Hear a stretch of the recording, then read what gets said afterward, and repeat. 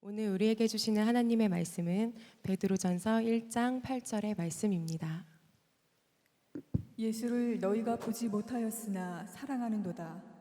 이제도 보지 못하나 믿고 말할 수 없는 영광스러운 즐거움으로 기뻐하니.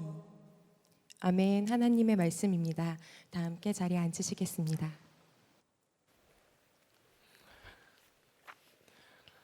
여러분들을 축복합니다. 여러분들이 예수를 믿는 것이 나름대로 여러 가지 기준이 있습니다. 제가 어릴 때는 교회 다니는 게 예수를 믿는 것이었습니다. 심지어는 교회 믿는다 이런 표현도 썼습니다. 절 믿는다, 교회 믿는다 이렇게. 그건 완전히 정말 종교를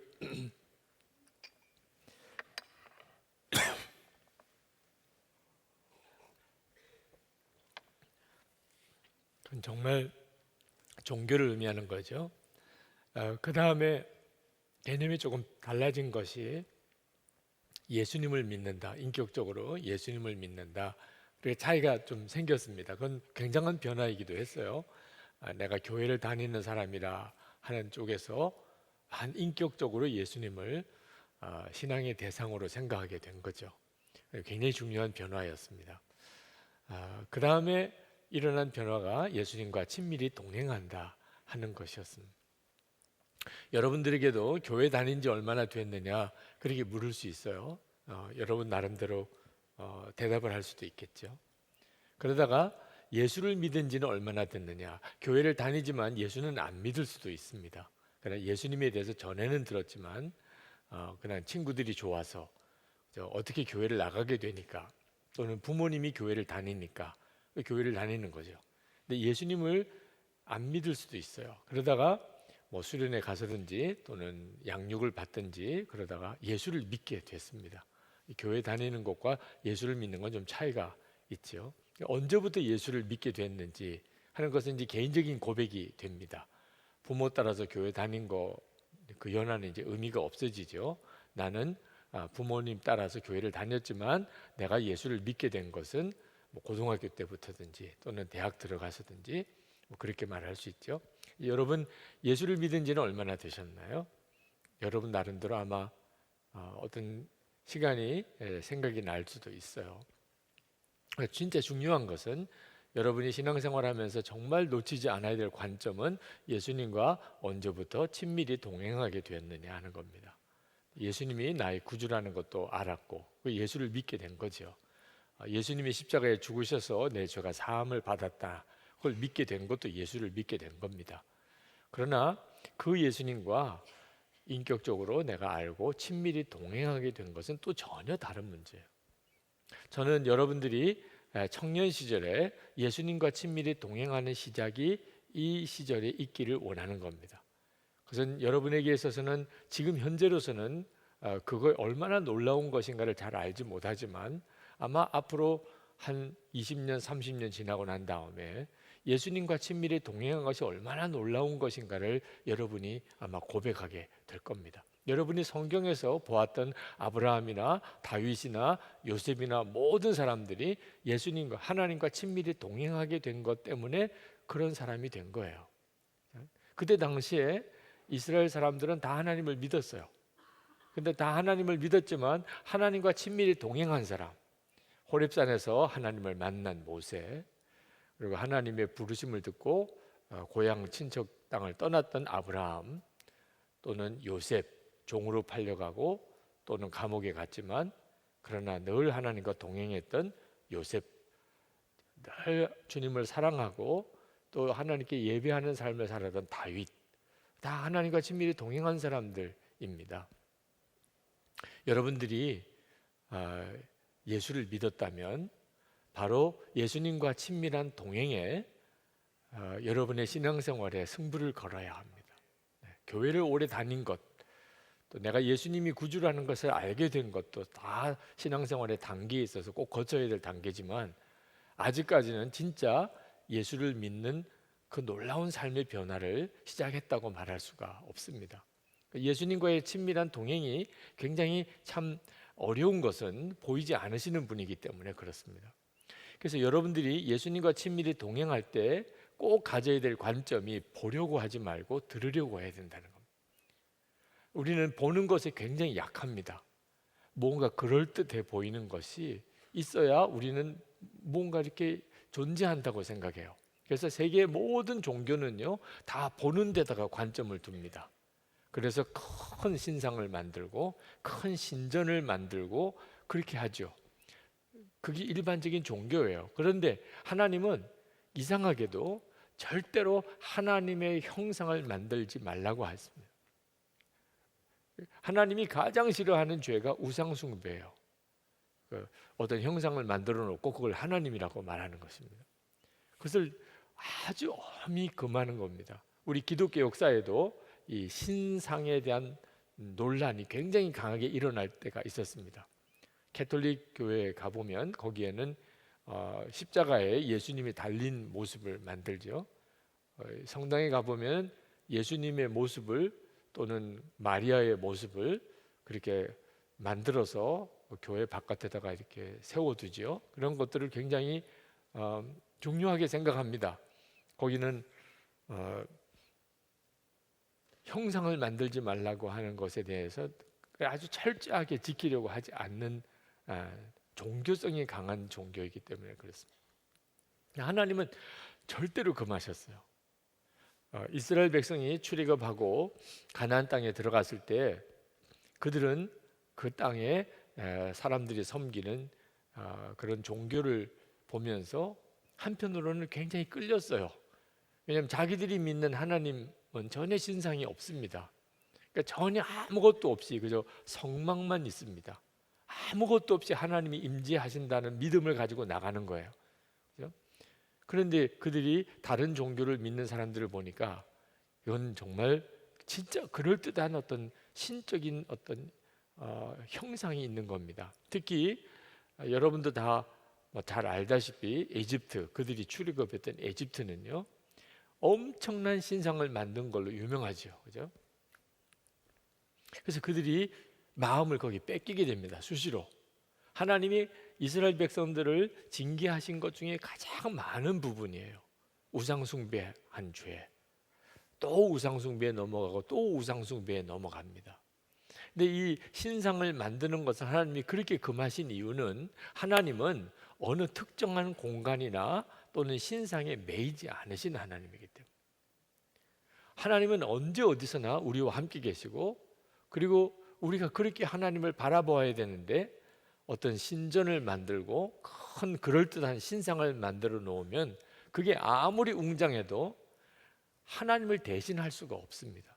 도대체 하나님을 드러낼 수 있는 신상이라는 것 자체가 존재할 수가 없어요. 온 우주를 만드신 하나님, 이 우주보다 더 크신 하나님이니 사실 이 그 안에 도대체 어떤 형상을 만들어서 하나님이라고 할 수 있겠습니까? 하나님이 엄하게 금한 것. 그런데도 여전히 우리들에게는 이렇게 보이는 것에 이렇게 마음이 끌리는 그런 아주 치명적인 약점이 있습니다. 왜 예수님과 친밀히 동행하는 게 힘든가요? 여러분 중에 나는 주님과 친밀히 동행하는 게 참 어려워. 무슨 말인지 잘 모르겠어. 예수님을 바라보라니 뭘 도대체 어디를 바라보라는 거야. 이렇게 생각하시는 분들은 그게 왜 그럴까요? 안 보이는 거니까. 주님이 보이지 않으시니까. 예수님께서 제자들과 함께 계실 때 주님이 말씀하시기를 내가 이제 아버지께로 갈 거다. 십자가에서 죽으시고 부활하시고 승천하실 것에 대해서 말씀하셨는데 제자들은 그 말을 듣고 걱정이 대단했어요. 가신다니까 예수님이. 어디로 가십니까? 뭐 그렇게 물었죠. 근데 예수님께서 제자들에게 말씀하시기를 내가 가는 것이 너희들에게 더 유익하다 그랬어요. 아니 이게 무슨 말입니까? 같이 계신 게 유익하지 어떻게 가시는 게 유익합니까? 예수님께서 말씀하신 주님이 제자들과 함께 있지 않고 하나님께로 가는 게 유익하다는 말은 이제는 주님이 우리와 함께 계시는 양식이 완전히 달라지는 거예요. 예수님이 사람이 되셔서 우리와 함께 하실 때는 제가 지금 여러분과 함께 있듯이 이렇게 지금 같이 있는 겁니다. 주님이 여기 계시면 주님은 다른 교회는 안 계신 거죠, 그죠? 여기 계시니까. 여기도 계시고 다른 교회도 계실 수가 없어요, 그죠? 지금 예수님이 한국에 계시면 미국엔 계실 수 없는 겁니다. 그게 바로 사람으로 계실 때, 제자들과 함께 계실 때의 한계예요. 예수님과 함께 있는 것을 눈으로 보는 것은 참 좋지만, 그러나 주님은 시공간의 제약을 받는 겁니다. 그런데 예수님이 부활 승천하시고 난 다음에, 그리고는 성령으로 모든 믿는 성도들에게 임하십니다. 눈에 보이지 않으시지만 너무나 분명하게 임하세요. 이제는 내 안에도 계시고 여러분 안에도 계세요. 한국에도 계시고 미국에도 계세요. 우리 교회도 계시고 다른 교회도 계세요. 그럴 수가 있게 되기 때문에 너에게 더 유익하다고 하신 거예요. 그러니까 우리가 예수님과 친밀히 동행하려고 할 때 여러분이 눈으로 보이는 분으로서 주님을 자꾸 생각하지 말고, 그러나 주님은 전혀 아무 대책도 없이 그저 그냥 막연하게 나를 믿어, 내가 너희와 함께 있을 거야, 이렇게 말씀하시지 않았다는 거예요. 주님은 우리가 주님의 말씀을 들음으로 주님이 나와 함께 계심을 알게 하셨어요. 그래서 들으라는 겁니다. 주님의 음성을 듣는 일이 대단히 중요한 거예요. 주님이 나와 함께 계시는 것을 여러분이 알 수 있는 길은 지금 여러분 안에 계신 주님이 여러분에게 말씀하시는 것을 듣는 거예요. 아브라함이 자기 눈에 보이는 현실보다 하나님의 말씀, 약속을 더 의지했기 때문에 그는 정말 믿음의 조상이 되었어요. 다윗도 자기 눈에 보이는 현실보다 하나님의 살아계심과 그 약속을 더 믿었어요. 그래서 하나님이 다윗을 그렇게 쓰실 수 있었던 거예요. 여러분들도 여러분의 눈에 보이는 현실들, 그것보다 훨씬 더 중요한 차원의 하나님의 임재하심이 있음을 여러분이 알아야 됩니다. 그리고 그것을 알게 하시는 방법이 듣는 거예요. 오늘 우리가 읽은 베드로 전서 1장 8절에 보면 예수를 너희가 보지 못하였으나, 지금도 우리도 그렇지요? 네. 예수님의 제자였던 베드로는 자기는 보았어요, 예수님을. 그러나 그 이후에 믿었던 베드로 사도 시대에 많은 교인들은 예수님을 보지 못했어요. 너희들이 예수를 보지 못하였으나 사랑하는도다. 이게 가능한 거예요. 여러분, 아무런 대상도 아닌 대상을 사랑할 수는 없잖아요, 그죠? 누군가를 사랑한다면 대상이 있는 거잖아요. 눈에는 보이지 않지만 함께 계시는 것을 알 수 있다는 거예요. 심지어 사랑하게도 된다는 겁니다. 이것이 지금 우리가 예수님을 믿는 것입니다. 성경은 정말 완벽한 계시예요. 그렇죠? 조금도 부족함이 없어요. 그런데 이 성경이 우리에게 말씀하시는 것이 우리 주님의 음성을 들을 수 있다는 것입니다. 요한복음 10장 27절에 내 양은 내 음성을 들으며 나는 저희를 알며 저희는 나를 따르느니라. 이것이 바로 지금 예수님과 친밀히 동행할 수 있는 성경적인 근거예요. 이 말씀에 의하면 우리는 주님을 보지는 못하지만 음성을 들어요. 그리고 주님도 나를 알고 계시고, 그러니까 주님이 이 시간에 말씀하시는데 너희들아 이렇게 말씀하지 않으시고 내 이름을 부르시면서 말씀하세요. 오늘 이 시간에 저는 여러분 전체에게 설교하지만 여러분 안에 계신 주님은 여러분 각자에게 말씀하세요. 똑같은 설교를 들어도 받은 은혜가 달라요. 똑같은 설교를 들었는데 그 설교에서 레마로 주시는 주님의 음성은 다 달라요. 여러분 안에 계신 주님이 여러분 각자에게 주시는 말씀이 있는 거예요. 그리고 여러분은 그 주님을 따르는 거예요. 이것이 바로 예수님과 친밀히 동행하는 것입니다. 우리가 함께 계시는 주님의 음성을 들으면서 알게 됩니다. 그러니까 우리가 무슨 일을 하든지, 앞으로 여러분이 이제 살아가는 동안 결혼을 하든지 또는 여러분이 사업을 하든지 계속 직장 생활을 하든지, 여러분이 무슨 전문인이 되기 위해서 시험 준비를 하든지, 목회자가 되든지 선교사가 되든지 아주 다양한 형태의 여러분의 삶을 살겠지만, 똑같이 여러분 모두에게 똑같이 중요한 것은 주님의 음성을 듣고 주님을 따르는 삶을 사는 거예요. 여러분이 선택한 인생이 아닙니다. 주님이 여러분을 이끌어 가세요. 그게 바로 소명인 겁니다. 여러분의 삶을 향한 하나님의 계획을 알게 되는 거죠. 가정 세미나 할 때 어느 부부 집사님이 참석을 했는데 그 남편 되시는 집사님이 저에게 다가오셔서 그렇게 이야기를 물으시더라고요. 목사님, 저 아세요? 그때가 제일 어려워요. 네, 그냥 저에게 저 아무개입니다. 저 언제 목사님을 만난 적이 있어요. 이렇게 이야기해 주면 저는 정말 행복해요. 네, 그렇군요. 그러면 기억이 나요. 그런데 밑도 끝도 없이 저 아세요? 이러면 이분이 내가 30년 전에 만났나, 20년 전에 만났나, 전에 교회에서 만났나, 어느 집회에서 만났나, 어떤 때는 정말 어려울 때가 많아요.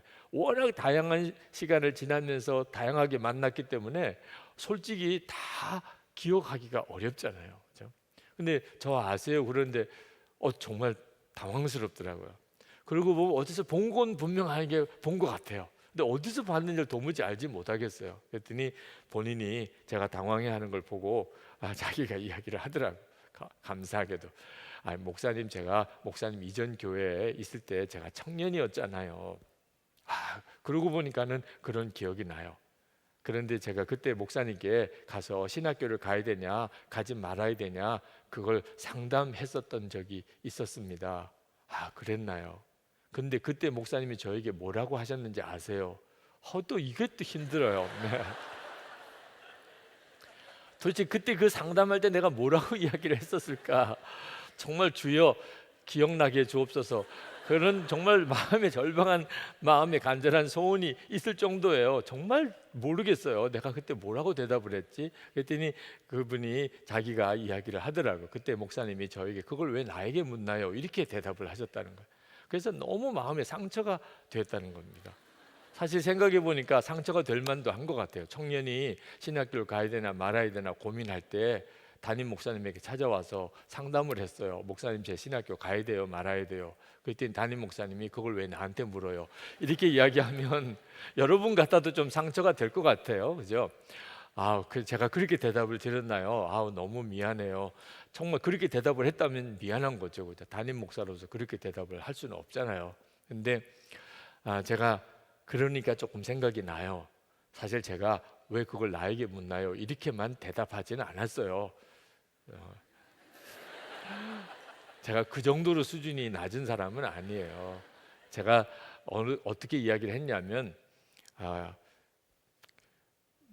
주의 종이 되느냐, 또는 목회를 해야 되냐, 또는 선교사가 돼야 되냐, 이런 사명으로의 부르심은 어떤 다른 사람의 의지에서 그걸 들으면 안 됩니다. 본인이 확인을 해야 돼요. 하나님께서 나를 부르셨구나. 그렇지 않으면 어려운 것이 이렇게 신학교에 들어가서 목회자의 길을 가는 도중에 수도 없는 어려움을 겪습니다. 때때로는 실패도 겪고 연단도 당하고. 그런데 그때마다 목사가 가라고 그랬지 못 견딥니다. 목사님이 가라고 그랬어. 목사님이 정말 잘못 이야기해 줬네. 이렇게 어려운 길인데 나는 도대체 안 되잖아. 그건 못 감당합니다. 주님이 나를 부르셨다. 그런 확신이 있어야 어떤 어려움이 있어도 계속 그 길을 갈 수 있는 겁니다. 그러니 저에게 확인하지 말고 주님께 확인하세요. 그렇게 이야기를 한 거예요. 네. 이해하시겠습니까? 네. 잘한 것 같아요? 그건 대단히 중요해요. 대단히 중요해요. 여러분들도 주님과 친밀히 교제하고 대화하는 것이 훈련이 안 되고 나면 그러면 어떤 일에 대해서 항상 이런 식으로 다른 사람에게 의존해서 분별을 받으려고 그렇게 됩니다. 전도사님, 저 직장 취직을 해야 돼요, 사업을 해야 돼요.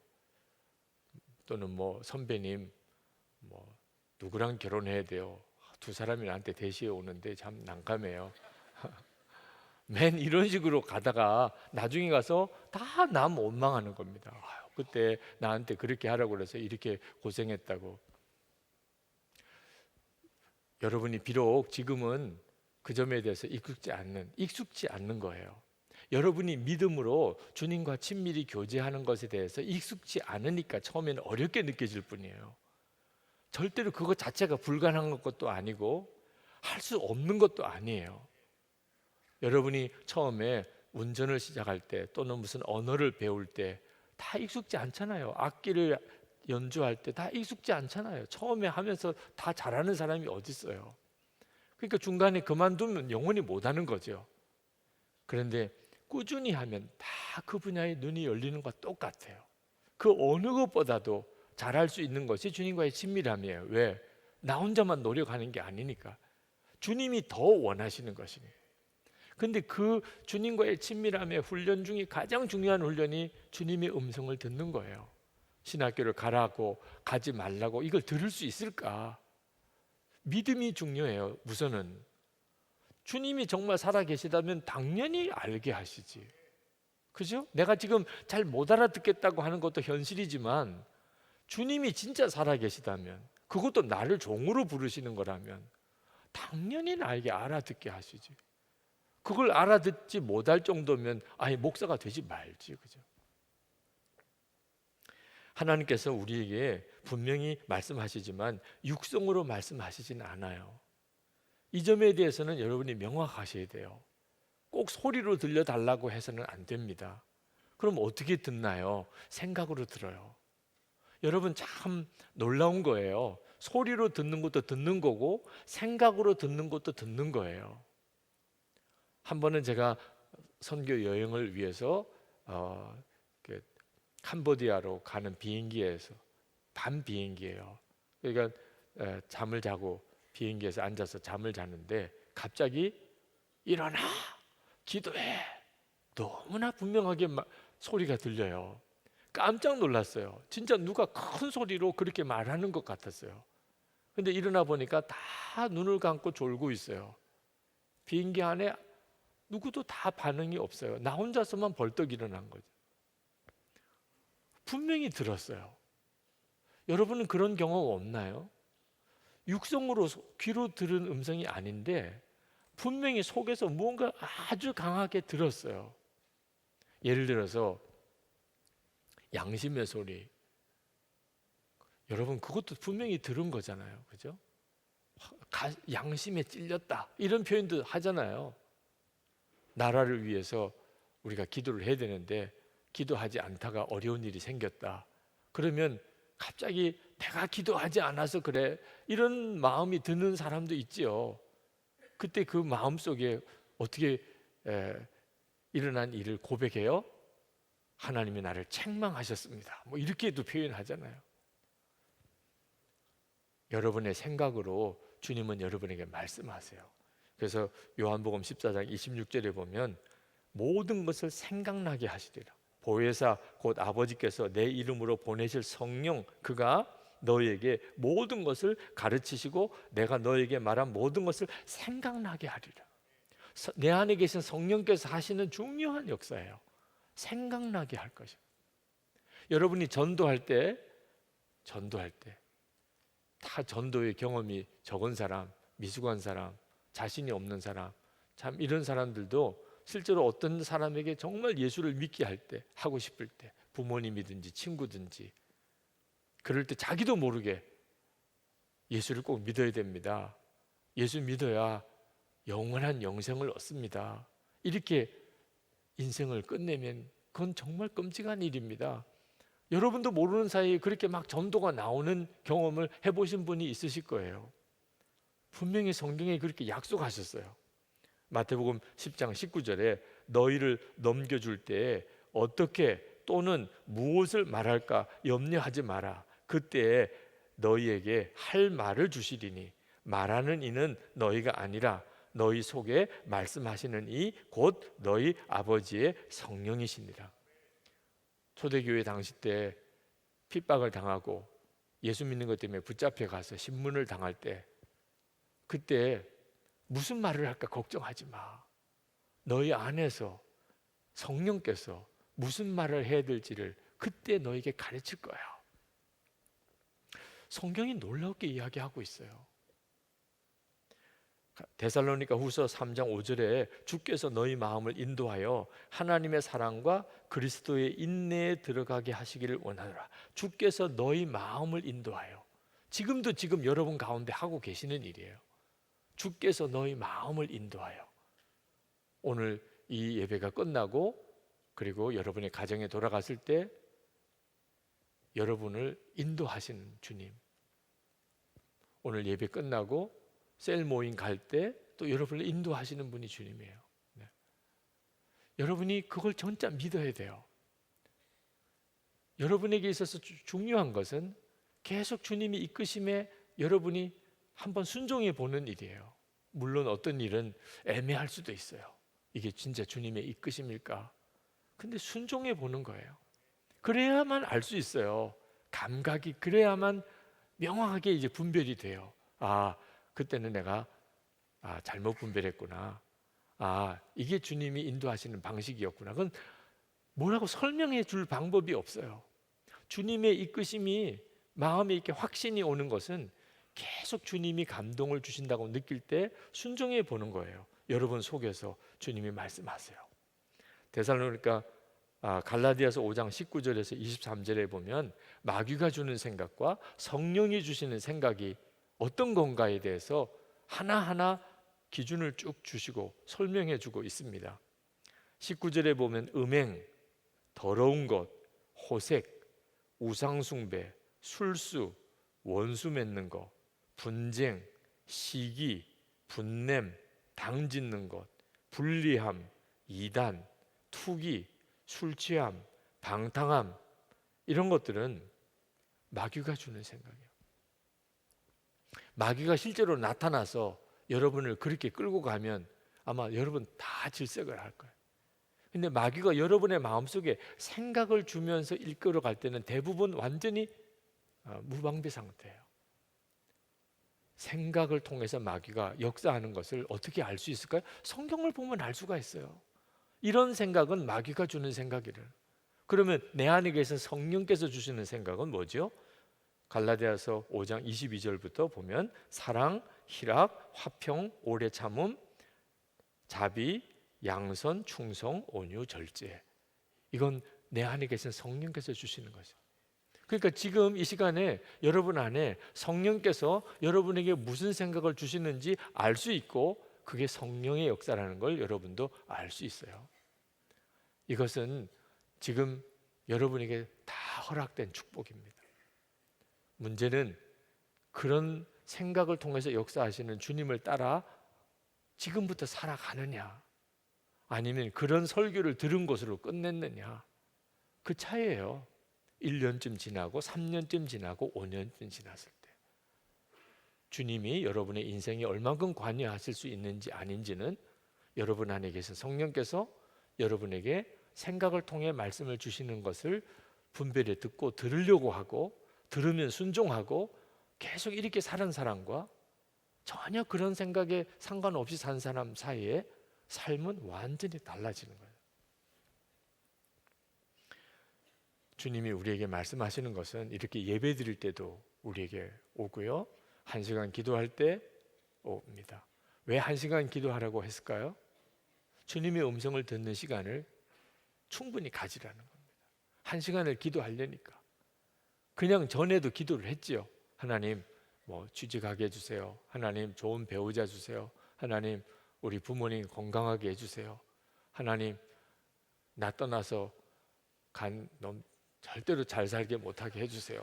별 기도를, 그러고는 그냥 예수님의 이름으로 기도하면서 그거 끝나는 거예요. 그게 기도를 갖고 생각하니까 그냥 내가 할 말만 하나님께 아뢰고 내 소원만 아뢰고 그냥 그것으로 끝나요. 근데 1시간 기도해야 되면 내가 기도할 기도를 했는데 보니까 5분 지났어요. 이 55분을 어떻게 지내 이제 55분을. 그러니까 졸기도 하다가 성경도 읽었다가 찬송도 하다가 별의별 몸부림을 치는 거예요. 1시간을 채우려니까. 근데 정말 그게 별 것으로 시간을 채우는 것으로 무의미하게 끝나는 게 아니에요. 그렇게 주님 앞에서 있는 시간을 계속 가지다 보니까 그래서 주님이 말씀하시는 것을 들을 수 있게 돼요. 그냥 내 기도만 쏟아놓고 딱 끝났으면 주님은 나에게 아무것도 못 하세요. 기도는 그렇게 많이 한 것 같아도 주님은 역사할 수 없어요. 그런데 주님 앞에 잠잠히 목사님 자꾸 그러면 졸리기만 해요. 잠밖에 안 와요. 그러면 자요. 몇 번 말씀을 드리지만 그렇게 피곤하면 그냥 혼자서 침대에 누워서 자는 거하고 기도하면서 조는 거하고는 저는 차원이 다르다고 생각해요. 졸아도 주님 안에서 졸아요. 계속 졸아요. 언제까지? 안 졸릴 때가 올 때까지. 신기하게 더 이상 안 졸릴 때가 와요. 정말 놀랍습니다. 주님 안에서 졸리면 그냥 쉬세요. 주님의 품 안에 안겨서 주님의 나를 쉬게 하신다고 정말 믿어요. 그렇게 시간이 한 30분, 40분 지났으면 그것도 1시간 기도에 들어간다고 생각해도 돼요. 그런데 졸리지가 않아요. 찬송해요. 성경 읽어요. 잠잠히 그냥 주님만 바라보고 가만히 있어도 봐요. 주기도문으로 하나하나씩 기도도 해봐요. 그리고 기도 제목을 하나하나 써봐요. 1시간이 언제 지나갔나 싶을 만큼 그렇게 기도할 때가 금방 옵니다. 주님과의 데이트 시간이에요. 처음에는 막연하니까 이게 도무지 정말 도닦는 것 같은 느낌도 들어요. 그렇지만 주님과의 교제의 눈은 금방 뜨입니다. 그리고 주님이 여러분에게 비로소 하실 말씀들을 다 하세요. 길거리 지나가면서 갑자기 주님이 말씀하실 때도 있고요. 어떤 때는 샤워하면서, 어떤 때는 그냥 자리에 누우려고 하는데, 어떤 때는 일하면서, 어떤 때는 누구랑 만나는데 갑자기 주님이 내게 말씀하실 때가 있어요. 큰 수술을 앞둔 어떤 성도님께 기도를 요청을 해 오셔서 기도를 해드리려고 하니까 그분이 큰 수술을 앞두고 정말 하나님 만나기를 간절히 원하는데 잘 안 됩니다. 그렇게 이야기를 하더라. 제가 그분의 이야기를 듣고 본인만 모르는 거예요. 주님을 내가 간절히 만나기를 원하는데 그게 잘 안 된다는 거예요. 주님을 간절히 바라기를 원하는 마음, 이미 하나님이 역사하신 거예요. 여러분, 많은 사람을 여러분도 만나보지만 주님을 간절히 만나기를 원하는 사람이 몇 사람이나 됩니까? 다 그렇습니까? 그런데 어떤 사람이 주님을 간절히 만나기를 원해요. 그건 이미 그 사람 속에 주님이 강하게 역사하고 있는 거예요. 그래서 제가 그 성도님에게 성도님 안에 주님을 간절히 바라기를 원하는 마음이 이미 성도님 안에 역사하시는 주님입니다. 성도님은 응답 받고 계신 거예요. 그러니까 기도하는데 갑자기 확 열려요. 주님을 바라보는 눈이 이렇게 확 뜨이니까 늘 같이 계셨는데 본인만 답답했던 거예요. 어느 교우가 새벽기도 참석해야 된다는 마음은 계속 드는데 참석 못하고 있어요. 그런 말을 했어요. 자, 새벽기도에 참석해야 된다는 마음은 계속 드는데 이게 도대체 무슨 역사예요? 아니, 사람들이 다 그렇습니까? 왜 새벽기도를 참석해야 된다는 마음이 계속 드는 거죠? 주님이신 거예요. 그럼 지금 주님이 내게 역사하시고 계시는지, 내게도 정말 말씀하고 계신, 나를 인도하고 계시는지 여러분들이 잠잠히 주님의 도움을 구하면 주님의 인도를 못 받는 사람이 한 사람도 없어요. 그걸 정확히 분별을 못하니까 대부분 다 놓치고 있는 것뿐입니다.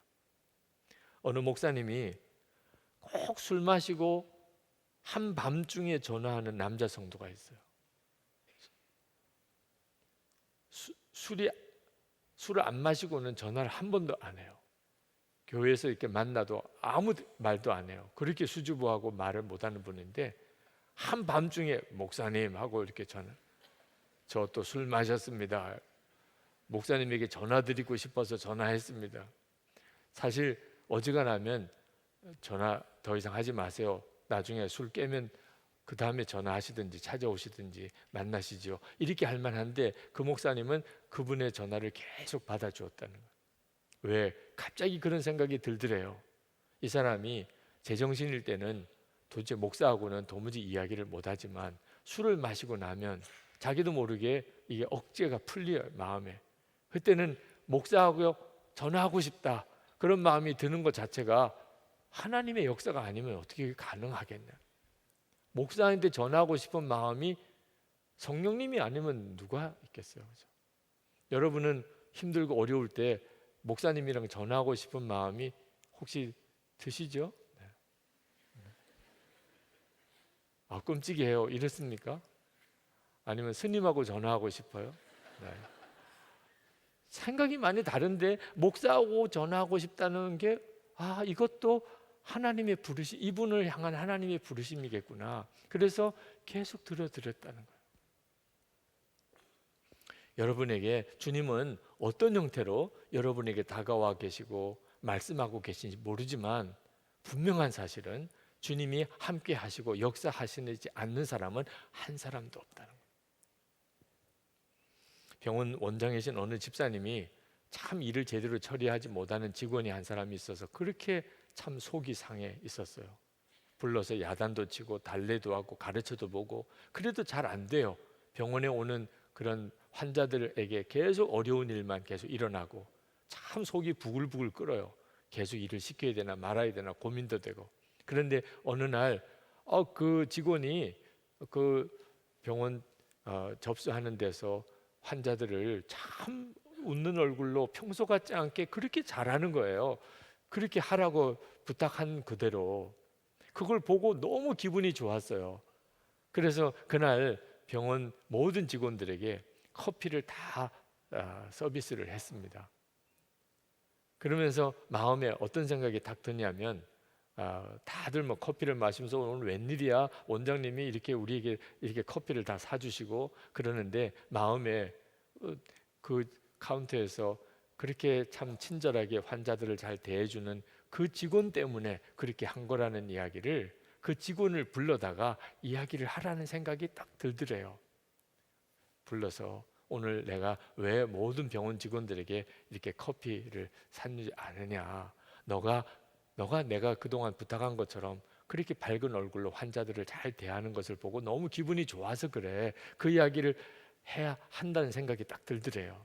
근데 그 집사님은 그런 식의 표현을 하는 것이 굉장히 어색한 분이에요. 그런 생각이 들기는 하는데 너무 싫어 이런 생각이 드는 거예요.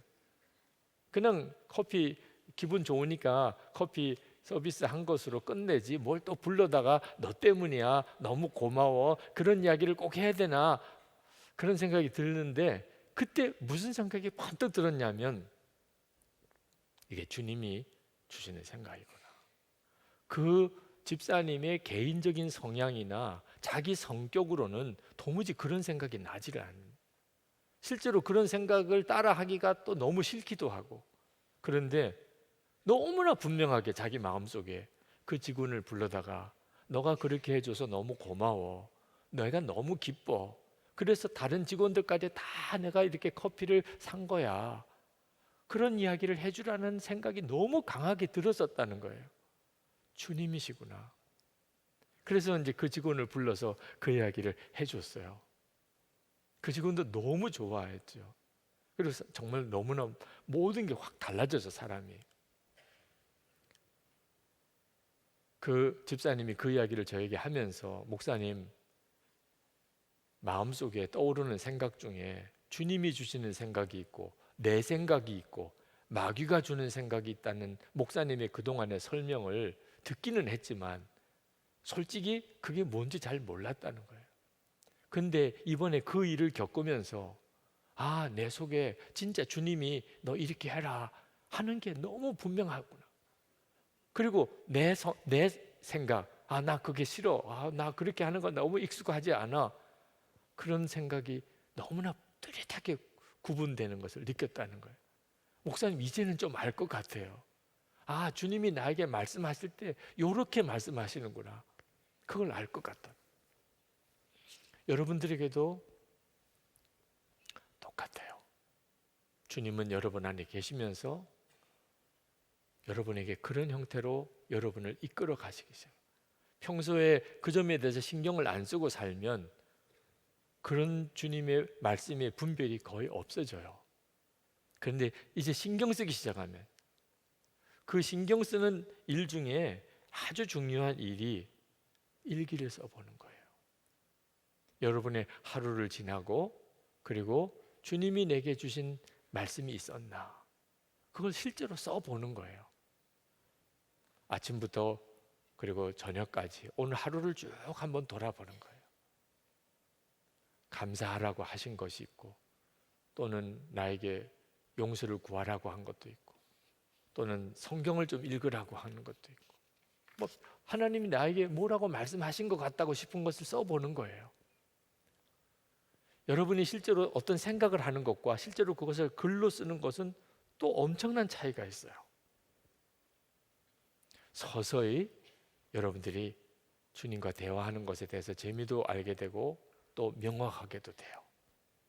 중요한 것은 성경에 따라 분별을 해야 된다는 겁니다. 주님이 여러분에게 주시는 생각을 성경 말씀과 분별해 봐야 돼요. 그러니까 여러분에게 어떤 생각이 주님이 주시는 생각 같으다 하는 데서 그치면 안 돼요. 이게 성경적인가 하는 것을 분별해야 돼요. 그래서 여러분 주변에 성경에 대해서 훈련받은 목회자들이 계신 거예요. 전도사님이 계시고 목사님이 계신 거예요. 또 여러분이 구할 수 있으면 뭐 너무나 여러분이 많은 성경 연구 자료들을 구할 수도 있어요. 교회 공동체가 있는 이유도 그렇습니다. 분별받게 해주려고. 여러분들의 또래 모임에서도 분별받을 수 있어요. 셀 모임에서도 분별받을 수 있어요. 요즘에 내 마음에 주님이 이렇게 말씀하시는 것 같은데 이것이 주님의 역사인 것 같아요? 아니에요? 한번 좀 분별해 주세요. 그럼 여러분 뭐 커피 마시면서 여러분이 그게 주님의 뜻인 것 같다, 아니다 말할 수 있죠. 근데 항상 기준은 성경이에요. 내가 어느 성경을 보았는데 지금 생각나는 성경 구절이 있는데 그 성경 구절에 비추어 보면 그게 주님의 생각 같아요. 내가 알고 있는 성경에 비추어 보면 그건 주님의 생각과 좀 다른 것 같아요. 우리 좀 이건 애매한데 그러면 이거 목사님에게 한번 확인을 좀 받는 게 어떨까요? 여러분이 이렇게 훈련해 가시면 돼요. 그러면 하나님께서 여러분들에게 주님의 음성을 듣는 감각을 확 열어가시기 시작합니다. 끝으로 여러분에게 꼭 부탁드리고 싶은 것은 순종이에요. 주님의 인도하심이라 말씀이라고 이렇게 깨달아지고 나면 반드시 순종으로 가봐야 돼요. 그냥 깨달은 것으로 그치니까 더 이상 주님의 음성을 듣는 것에 진전이 없는 거예요. 그리고 실제로 주님의 음성을 듣는 놀라운 간증의 삶이 없는 겁니다. 지금은 은퇴하셔서 미국에 계신 아주 고령이시지만 박대인 선교사님, 포이츠르 선교사라고 하시는 분이 한국에 오셔서 신학교 교수로서 오래 사역을 하신 분이 계십니다. 제가 신학교 다닐 때 교수님이셨어요. 근데 그분이 그런 이야기를 하시더라고요. 당신이 한국에 와서 참 어려움을 겪었던 것 중에, 한국 사람의 이 어법을 잘 알지 못해서 어려움 겪었던 것 중에 하나가 알겠습니다라는 말이었다는 거예요. 그래서 학생들에게 뭐라고 이야기를 하면 알겠다는 거예요. 알겠습니다. 그때 자기는 한국말에 알겠습니다는 말을 어떻게 이해했냐면 알겠습니다, 그렇게 하겠습니다 이렇게 이해를 했다는 거예요. 알겠습니다는 말을. 근데 지나고 난 다음 보면 알겠다고 그랬는데 안 하는 거예요. 영 헷갈리기 시작해요. 분명히 알겠다고 그랬는데. 그래서 나중에 알게 됐다는 겁니다. 그냥 말씀을 무슨 말인지 내가 그냥 무슨 말인지 언더스탠드 했다, 그렇게 하는 것도 알겠습니다. 내가 그렇게 살겠다 그러고 또 알겠습니다. 그걸 같이 섞어서 쓴다는 거예요. 그래서 알겠습니다라고 한다고 그래서 동의하고 그렇게 살겠다는 말은 아니다. 그걸 나중에 가서야 알았다는 거예요. 처음에는 그것 때문에 엄청난 오해도 많이 하고 헷갈리기도 했다는 거예요. 여러분도 알겠다는 말을 그죠? 그렇게 쓰잖아요. 그죠? 엄마가 뭐라고 이야기하면 알겠어. 알았다고. 그래서 영어 헷갈려요. 부모는 분명히 알았다는데 저 억양을 보면 몰랐다는 이야기하고 똑같은데, 그래서 표현은 그냥 들었다, 무슨 말인지 들었다, 그런 식으로만 표현하는. 하나님이 진짜 답답하신 거예요. 하나님이 말씀하셨다면 그렇다면 이제 그대로 순종해야지 말씀의 의미가 있는 거예요. 그 말씀대로 사는 훈련이 여러분이 얼마나 중요한지를 알아야 돼요. 여러분이 앞으로 살아가는 동안에 주님의 인도를 받아야 될 순간이 수도 없이 많습니다. 진짜 어떤 게 하나님의 뜻인지 급할 때 가서 그때 훈련 안 돼요. 진짜 중요한 문제에 부딪혔을 때 그때 주님의 음성을 들으려고 해봐가지고는 헷갈릴 수밖에 없어요. 그러니까 맨 남에 가서 부탁을 해야 되는 겁니다. 지금부터 훈련해야 돼요. 크고 작은 일들에서부터 계속 주님께 순종하고 순종해 보는. 너 평소답지 않게 왜 이러냐? 순종해 보는 거예요. 순종해 보는 거예요. 여러분 서로 사이에도 집에서도 주님께서 말씀하신 대로 순종해 보는 겁니다. 오늘 셀 모임 가는 것도 순종해 보는 거예요. 네. 광고 들으셨죠? 네. 광고 들었다는 말은 무슨 뜻이에요? 주님이 말씀하셨다는 뜻이에요. 네. 아까 못 들었습니까? 네. 오늘 셀 예배 후에 셀 모임 있습니다. 네.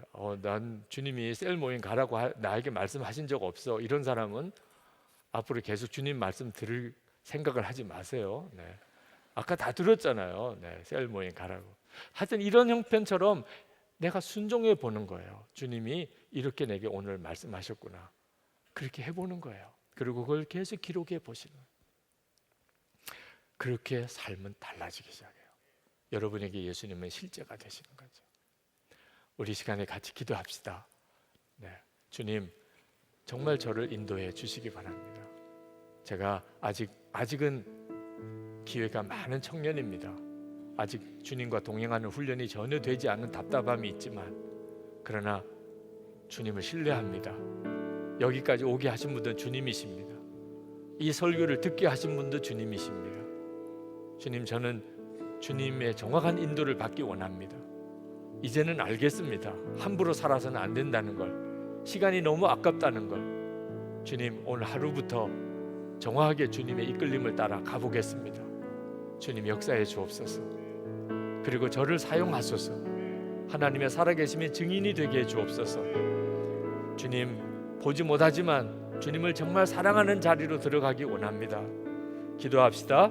은혜와 사랑이 충만하신 아버지 하나님, 놀라우신 하나님의 역사와 주님의 은혜를 찬양하는 하나님의 그 하나님의 역사, 주님 불어주셔서 놀라우신 하나님의 은혜를 하나님 우리 가운데 부으셔서 하나님의 기도하시고 우리 가운데 허락해 주셔서 사모하며 하나님 감격합니다. 사랑하는 청년들입니다. 아버지 하나님, 그들을 받아주셔서 주님 그들을 친히 이끌어주셔서 하나님, 아직까지 주님과 동행하는 것에 대해서 하나님 전혀 눈이 뜨지 못한 사람도 있습니다. 마음은 간절한데 하나님 아직까지 하나님 깨닫지 못하는 사람도 있습니다. 주님, 이제 주님과 동행하는 기쁨이 하나님 주님에게 시작한 일들도 있습니다. 아버지 하나님, 주님이 친히 하나님 개인적으로 만나주시고 말씀하시고 역사해 주시기 원합니다. 믿음의 용사들이 되고 주님과 동행하는 거룩한 하나님 아브라함, 다윗, 요셉, 하나님 여호수아 같이 일어나게 하여 주시옵소서. 아버지 하나님, 청년들을 향한 하나님의 계획은 참으로 크고 놀라우신 것을 깨닫고 하나님께 감사도 드리고, 그리고 이 자리에 있는 함께 예배하는 모든 청년들과 또 영상으로 이 설교를 듣는 모든 이들에게 주님이 이름을 불러가시며 찾아주시고 개인적으로 말씀하시고 그리고 주님과 동행하는 역사가 이루어지게 되기를 간절히 소원합니다. 몸부림치고 주님을 사모하지만 아직까지 그 감각이 열리지 않아 답답한 이들에게 이 시간에 주께서 친히 함께해 주셔서 그 사모함에 눈을 열어주셔서 주님과 동행하는 것 자체를 아직도 갈망하지 않는 그런 영적으로 완전히 무감각 상태에 빠져있는 이들도 주님, 오늘 이 시간에 주님의 만지심과 함께 하심을 경험하게 해 주옵소서. 주님을 향한 기대가 생기게 하소서. 정말 주님을 향한 사모함이 일어나게 하소서. 하나님, 주님과의 교제의 기쁨에 눈이 뜨이기 시작한 이들에게 하나님 더욱 함께 해 주소서. 그 기쁨이 날로 더하게 하소서. 주님과 동행하는 차원이 더 깊어지게 해 주옵소서. 하나님, 간절히 소원합니다. 주님과 친밀히 동행하는 청년들이 손에 손을 잡고 공동체를 이루게 하소서. 서로가 연합하게 하소서. 그래서 하나님을 부정하고 하나님을 부인하고 하나님을 조롱하고 성경 말씀을 무시하는 세상 가운데 살지만 하나님의 나라 백성으로 거룩한 무리를 이루게 하시고 하나님 역사를 뒤바꿔 놓는 하나님의 일에 쓰임 받게 해 주옵소서. 하나님, 이 시대의 다윗처럼, 이 시대의 요셉처럼, 이 시대의 아브라함처럼, 이 시대의 여호수아처럼, 이 시대의 엘리야처럼, 이 시대의 사도 바울처럼 하나님 그렇게 쓰임 받게 되기를 원합니다. 하나님, 오늘도 주님 앞에 나와 예배할 수 있는 귀한 시간 주신 것 감사합니다. 우리의 마음을 담아 하나님께 귀한 헌금을 봉헌에 올려드립니다. 우리의 마음속에 감사할 마음, 온전한 11조를 드릴 마음, 또 선경금을 봉헌할 마음, 주님을 위해 헌신할 마음을 주신 것이 주님이십니다. 하나님, 순종한 이들에게 감사에 감사가 넘치는 삶을 살게 하옵소서. 온전한 믿음으로 살기를 원하여 재정에 있어서 온전한 11조의 생활을 시작한 이들에게 하나님께서 그 믿음을 복을 주시고, 그리고 앞으로 재정에 묶여 살지 아니하고 하나님의 차원에서 마음껏 하나님 재정을 다스릴 수 있는 권세를 갖고 그렇게 쓰임 받는 그런 귀한 주의 종들이 다 되게 하여 주옵소서. 특히 재정의 큰 어려움 속에 있는 이들에게 주님이 함께 하소서. 아무것도 없는 중에도 만나를 주시고 매출하기를 주시고 반석에서 물이 나게 하셨던 하나님, 그렇게 주님의 인도를 받는 훈련을 하게 하시고 두려워하고 염려하지 않게 하여 주옵소서. 아버지 하나님, 열방에 나가 있는 선교사님들을 주님께 부탁하며 고난당한 교회를 주님께 부탁하며 특히 북한에 있는 하나님 우리 동포들을 구원해 주시고 자유를 주시고 저들에게 복음이 전해지게 해 주시기를 원합니다. 김국기 목사님, 김정욱 목사님, 최충규 선교사님 속기 석방되게 하여 주옵소서. 주님을 찬양합니다. 예수 그리스도 이름으로 간절히 기도합나이다. 아멘. 다 같이 일어나서 찬양하시겠습니다.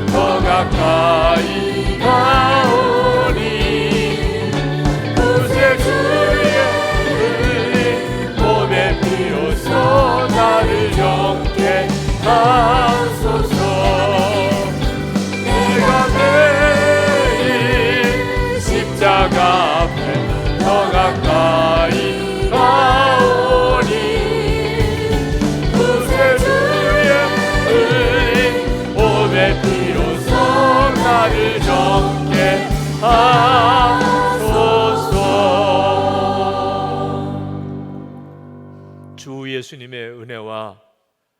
하나님 아버지의 사랑하심과 성령의 교통하심이 예배하고 돌아가는 모든 젊은이들, 그리고 젊은이 교회 위에, 그리고 모든 성도들에게 함께 하시기를 축원하옵나이다.